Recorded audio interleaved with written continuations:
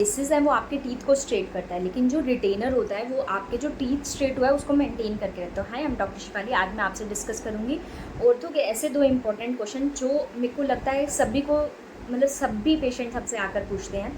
देखिए, सबसे पहला तो ऑर्थो ट्रीटमेंट के बाद में आपको रिटेनर पहनना क्यों ज़रूरी है, और दूसरा, अगर आपको जो ऑर्थोडोंटिक वायर है, अगर आपका ब्रेसेस का ट्रीटमेंट चल रहा है तो आपने कभी ना कभी फेस किया होगा कि जो ऑर्थोडोंटिक वायर है वो कभी ना कभी तो आपको पोक करती है, कि मतलब कभी चीक्स के अराउंड चुभता है, कभी लिप्स के अराउंड चुभता है। तो उसको आप घर बैठे बैठे कैसे उससे रिलीफ पा सकते हैं, तो आज हम इसी पर डिस्कस करेंगे। तो सबसे पहला टॉपिक रहेगा कि हमको रिटेनर क्यों रिक्वायर्ड होता है। देखो, जो ब्रेसेस होते हैं वो तो आपके टीथ को स्ट्रेट करता है, लेकिन आफ्टर ब्रेसेस आपको जो रिटेनर है वो इसलिए पहनना होता है क्योंकि देखो, अब टीथ तो आपके स्ट्रेट हो गए हैं ब्रेसेस से, लेकिन आपके टीथ अभी बोन और गम्स में अडेप्ट नहीं हुए हैं उसकी नई पोजीशन के लिए। तो जिस तरीके से अगर हम टीथ का मूवमेंट करा दें और फिर उसके बाद में हमको ये देखना है कि वो वापस अपनी प्रीवियस पोजीशन पर नहीं आ जाए, तो उसके लिए हम रिटेनर देते हैं। क्योंकि रिटेनर से क्या होता है ना कि जो नई बोन पे पोजीशन बनी है टीथ की वो मेंटेन रहती है।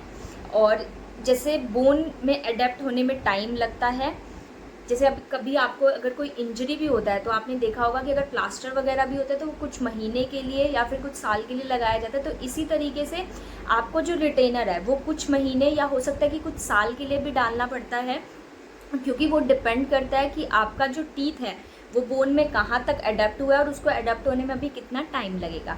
और सेम वे गम्स के साथ होता है, तो आपके केसेस रिलैप्स नहीं हो जाए। क्योंकि कई बार हमारे पास पेशेंट आते हैं कि मैंने ऑर्थो ट्रीटमेंट तो अपना कराया था लेकिन वापस मेरे टीथ उसी पोजीशन पे आ गए। वो इसलिए आ गया क्योंकि आप लोगों ने रिटेनर नहीं पहना है।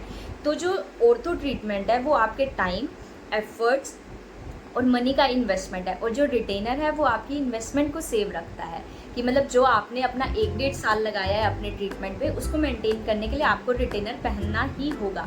तो आई होप अब आपको समझ में आया होगा कि आपको रिटेनर पहनना क्यों ज़रूरी है। और दूसरा जो है टॉपिक हमारा वो है कि ऑर्थोडोंटिक वायर अगर आपको चीक में या लिप्स में या गम्स में कहीं पर भी पोक कर रही है तो आप उससे कैसे रिलीफ पा सकते हैं। तो सबसे पहला क्या होता है कि कभी भी आपका कोई ऑर्थो ट्रीटमेंट चल रहा हो तो आप अपने डेंटिस्ट को ये ज़रूर बोलें कि मुझे ऑर्थो वैक्स दे दीजिए।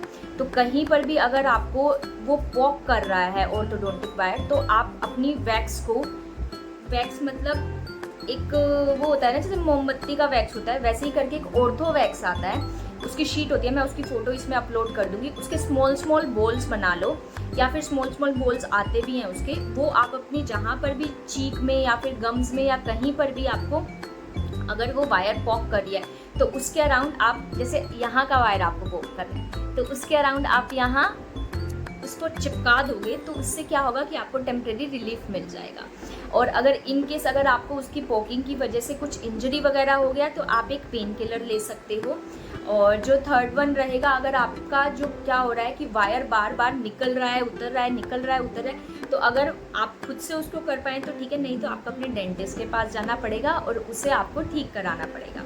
तो जो इमरजेंसी है उस सिचुएशन में आपको हमेशा अपने डेंटिस्ट से एक ऑर्थो वैक्स लेकर रखना है, ताकि अगर आपको कुछ भी ब्रेसेस से इंजरी हो तो आप अपने गम्स को, चीक्स को, लिप्स को प्रोटेक्ट कर सकें। तो आई होप आपको ये वीडियो इन्फॉर्मेटिव लगा होगा और आपको समझ में आया होगा कि किस तरीके से रिटेनर पहनना क्यों ज़रूरी है, और अगर आपको आपकी जो वायर है वो पॉक कर रही है या फिर इंजरी कर रही है तो आप उससे कैसे प्रिवेंट कर सकते हैं। तो ऐसी इंटरेस्टिंग वीडियोस के लिए स्माइल डायरीज इंडिया को लाइक करें, शेयर करें, सब्सक्राइब करें। इसी वीडियो के साथ ही हमारा ऑर्थो सीरीज़ ख़त्म होता है। अगर आप लोगों को डेंटल में किसी भी टॉपिक से कोई भी रिलेटेड क्वेरी हो तो आप कमेंट सेक्शन में बता सकते हैं, तो मैं ट्राई करूँगी कि मैं उसी टॉपिक के ऊपर वीडियो बनाऊँ। अदरवाइज़ जो हमारा वीडियो है वो ट्यूसडे, थर्सडे और संडे में अपलोड होता है, हफ्ते में 3 बार, तो आप जाकर उसे देख सकते हैं। Okay, bye.